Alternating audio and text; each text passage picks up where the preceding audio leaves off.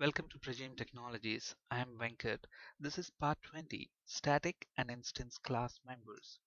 In this session, we will understand what static and instance class members are and the difference between these two. We'll also look at a practical example explaining when you should and shouldn't be marking members static. Let's look at an example. As part of understanding static and instance class members, let's create a simple circle class. So class circle. And as all of us know, a circle class basically have two fields. One is the pi field and the other one is the radius. Okay, so let's go ahead and create these two fields. Okay, so pi is actually a float.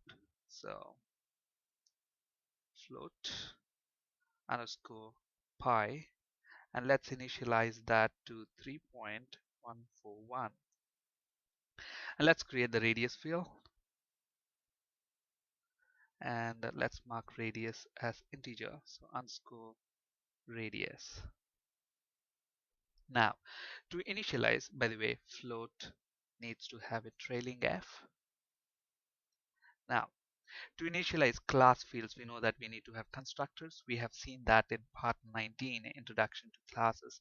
So let's go ahead and create a constructor, and we know a constructor will have the same name as that of the class, and it doesn't have a return type, but a constructor can take parameters, which in turn can be used to initialize the class members.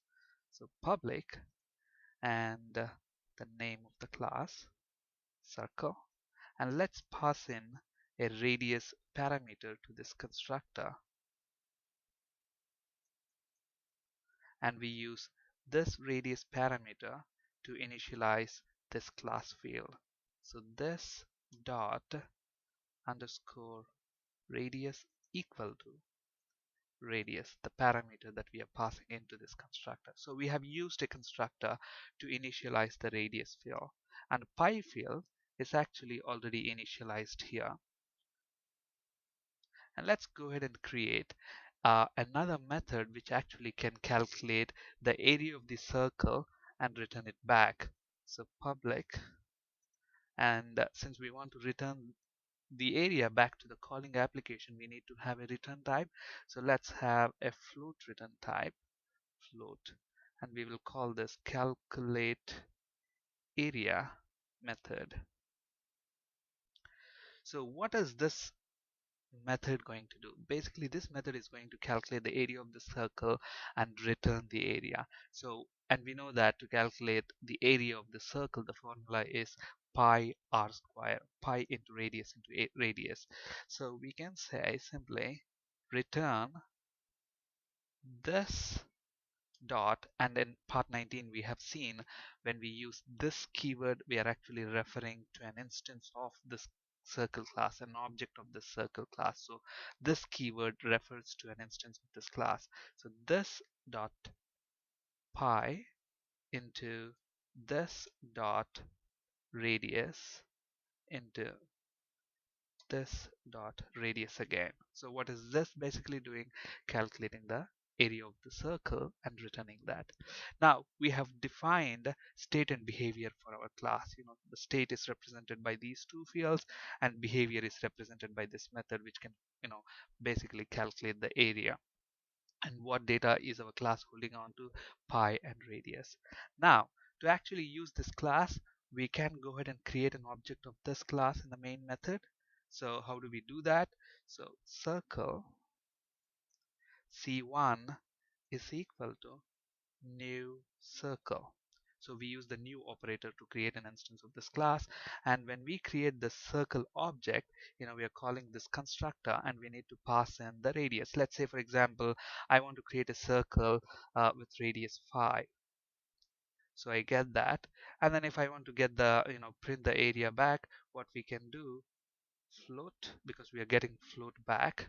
So float maybe area is equal to, we call c1 dot calculate area. Look at that, I'm using the instance of the class to basically call this method c1 dot calculate area. And if you look at the return type of calculate area, it's float. We are storing that in this variable, and if I want to print the area, we can say console.writeLine area is equal to whatever is written by that method. So now if you look at this method, it's a pretty simple one. All we are doing here is creating an instance of the circle class that we have created, and on that instance we are calling the calculate area method, which in turn will calculate the area for us and gives it back, and we are printing that area. So if we go ahead and run this application by pressing Ctrl F5, as you might expect, it returns the area of the circle. Now let's do another thing. Let's say I want to create another circle object. So let's create another circle object. But this time I'm going to call my object as C2, and I'm going to make the radius as 6. And since we already have area, we'll call that as area 1. We'll call this as area 2. So we're printing area 1 there, and we are printing area 2 here. Okay, so until now what we have done, we have created two circle objects, one circle with radius 5 and the other circle with radius 6. So let's go ahead and run this, and obviously it should print the area of the two circles. But for some reason, if you look at this, okay, it's printing, one circle area is 5, the other one is 6. But if you look at this, we are calling c1.calculate area. So that's why it's calculating the area for the same circle again. So we need to change this to circle 2. So let's go ahead and run this now. It should print the area of the circle 2. Okay, very simple example. But then there is something wrong here with this class, the way we have designed this class. Now look at this, whether you have created a circle, for circle 1 and circle 2, what's the difference in terms of the data that it's carrying? For circle 1, the radius is 5 and pi value is 3.141. For circle 2, the radius is 6 and the pi value is again 3.141. No matter whether if you create one circle or 1,000 circles, pi value is always going to be constant. It's not going to change on a per object that you are creating. So that's going to be static. It does not change on a per object basis. So when something doesn't change on a per object basis, then it is wise to go ahead and convert them into static. And there is a reason behind doing that. Okay. Now, before we do that, let's understand what's happening, in memory when you actually create these objects. Let's go back to the side. Now, if you look at this one, this class has two fields and we don't have static keyword in front of them. That means these fields are instance fields or non-static field. If I have put a static keyword, then this field is called as a static field. But the absence of static keyword makes them non-static fields or non or instance members or instance fields. Okay, now not only fields, your constructors, your methods, events, we haven't spoken about events yet, but events, delegates, all these basically whatever that can be properties that can be present in a class, they can either be static or instance members. Basically your class members like fields, constructors, methods, properties, etc. All of these class members can be of two types, either instance fields or static members. A member is called a static member if it has a static keyword, in front of it. Otherwise, it's called as an instance member. Now, when a member is an instance member, what's going to happen? We know that these two fields are instance members, and we are creating two circle objects, one with radius 5 and one with radius 6. So what's going to happen in memory is this one. Okay, circle 1. For circle 1 object, these two fields, we will have a copy of these fields, pi and radius. And if I create another circle object, pi and radius again. If I create another circle object, I will have a copy of pi and radius for that object. So keep in mind, if we create 1,000 objects, this pi and radius values will be duplicated 1,000 times, because each object will have their own set of those instance fields because they change on a per object basis. But if you look at this here, whether you created a circle with radius 5 or radius 6, pi value is going to be constant. It's not going to change. So it makes sense to actually mark this field as static because it's not going to change per object basis. So when you mark it as static, then in memory there will be only one copy of that pi which will be shared by all the objects that you create. Okay, so if we had made pi static and radius as instance field, then there will be a copy of pi which will be shared by all the objects you create. No matter, even if you create 1,000 objects, there is going to be ever one copy of the static field. It's not just with fields, even with methods. If the method is an instance method, then every object that we create will have its own copy of that method, executing. Okay, so if there is something that's not going to change on a per object basis, then it's wise to actually mark them as static. So in our example, it's wise to actually mark the pi field as static field. Okay, so the moment I mark it, okay, one difference between static and instance members, we have already known that, if a member has a static keyword in front of it, it's called a static member. Otherwise, it's called as an instance member. Now, I'm not referring to fields and properties. When I say class members, properties, fields, methods, constructors, all those things that can present inside a class are called as class members. Okay, so if these members have a static keyword in front of them, they're called as static members. Otherwise, they are called non-static or instance members. All right, so that's one difference. So the moment I make this static, look at what's going to happen. Okay, now this field has become static. Now the moment I made it static, look at this. You cannot refer that field with this keyword because remember, this keyword refers to an instance of this class, an object of this class. And remember, this pi does not change on a per object basis, so it doesn't make sense to call that using the instance of the object. Instead, you can refer that by the name of the class because it doesn't change on a per object basis. So there is no, it doesn't make sense to say c1.pi or c2.pi. You don't use an object to refer to a static member, you use the name of the class. So instead of using this keyword, and it's a compile time error to use an instance or this keyword to refer to a static member. So to refer to that, I can use the name of the class.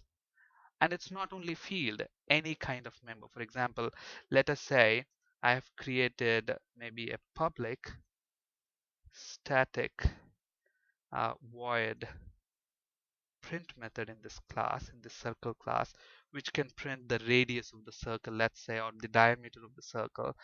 We will not worry about the implementation at the moment. So if you look at this method, this is a static method because we have a static keyword.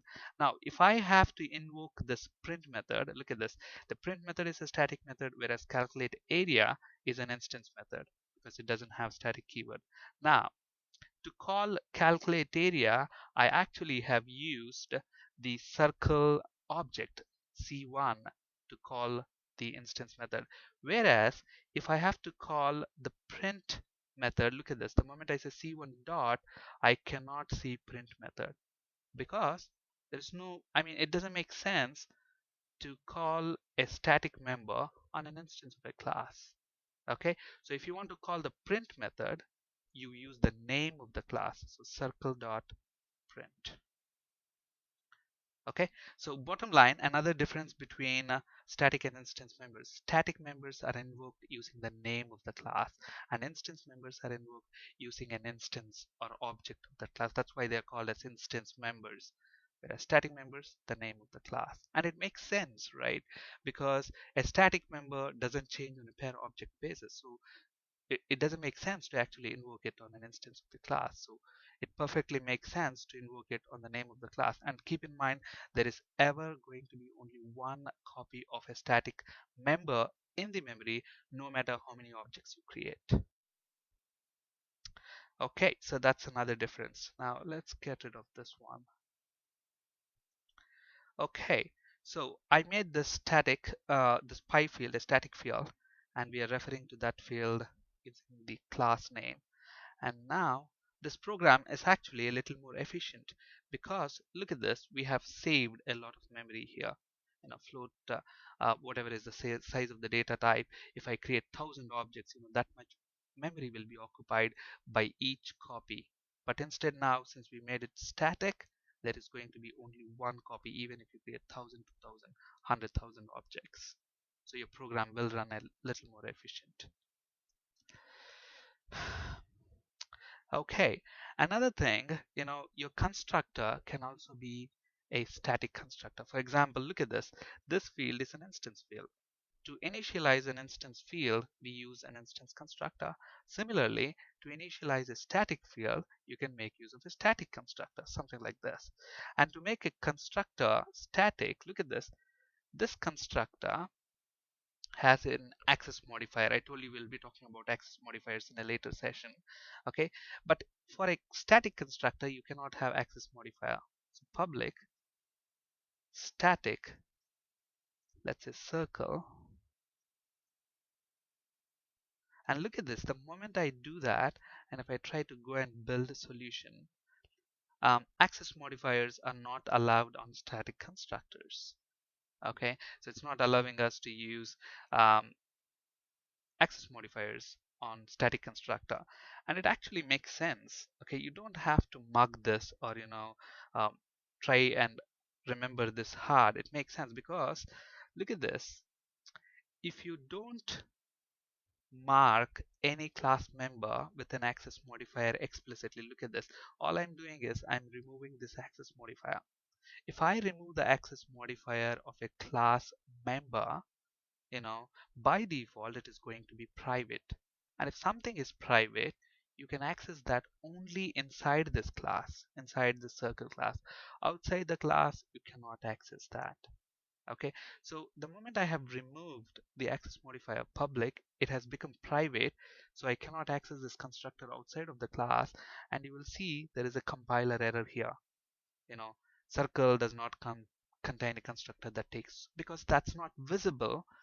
This circle constructor is not visible outside of this class because we removed that public access modifier, and by default if a member does not have an access modifier, it's going to be private, meaning it will be available only within that class. We'll be talking about access modifiers in detail in a later session anyway.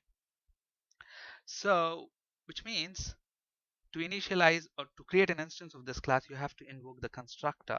Okay, because if you want to create a circle object with radius 10, you need to pass the size to that constructor, which will initialize your class field. So we are explicitly, actually this constructor gets automatically called when we are creating the C1 object. Okay, that's why it needs to be public. But a static constructor, you don't have to call that. The static constructor need not be called. Anytime you refer to any field, maybe a static field, if you refer to a static field, the constructor will be automatically called even before that to initialize the static field. Okay, so you don't have to call static constructors explicitly. That's why it won't allow the access modifier. If you put public, somebody will be able to call that constructor, and we shouldn't be allowing people to do that. Because why? They should be called automatically even before we refer to any of the fields within that class, any of the static fields within that class. That's why it doesn't allow access modifier. But anyhow, so why do we use static constructor? To initialize static fields. So I want to initialize this static field. So instead of initializing that there, what you can do is circle dot underscore pi equals 3.141 f.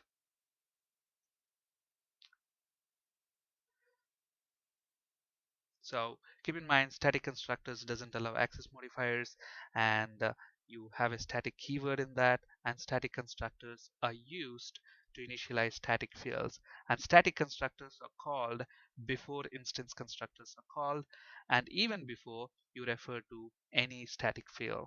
Okay, let's actually prove that point just a bit later, but now let's go ahead and see. So now with this change, what's going to happen? Your program, there's not going to be any difference within your program.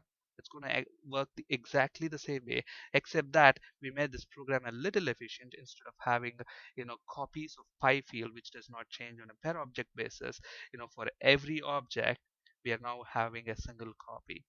So the amount of memory consumed by your application will be much lesser now when compared to how was it before, when both pi and radius are instance fields. I hope that's clear. Okay, static and instance class members. We have already spoken about this. When a class member includes static modifier, the member is called a static member. When no static modifier is present, the member is called as a non-static member or instance member. Static members are invoked using class name, whereas instance members are invoked using instances, objects of the class. An instance member belongs to a specific instance of a class. If I create 3 objects of a class, for example, I will have 3 sets of instance members in the memory. We have seen the examples of pi and radius. Pi being static, there will ever be only one copy of pi, whereas radius is an instance field. So for every different circle size that you create, you have a copy of that radius, radius 5, radius 6, radius 10, etc. So when we say, when we use the term class members, we are referring to all the things that can be present inside a class, like fields, methods, properties, events, etc. And we have also spoken about static constructors. Static constructors are used to initialize static fields in a class. You declare a static constructor by using the static keyword in front of the constructor name. Static constructor is called, yeah, this is again a very important point. Static constructor is called only once, no matter how many instances you create. But whereas an instance constructor is automatically called every time you create a new object. So if I create 1,000 objects, my instance constructor is called 1,000 times, whereas static constructor is called only once, because it just needs to initialize static fields once, which will be shared by all the objects that you create. We have seen an example for that. And static constructors are called before instance constructors. Let's quickly do a demo on that. So this is my static constructor. So before we actually console.writeLine,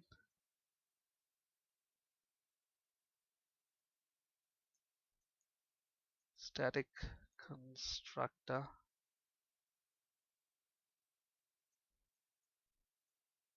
and here we will say this is our instance constructor. So we will say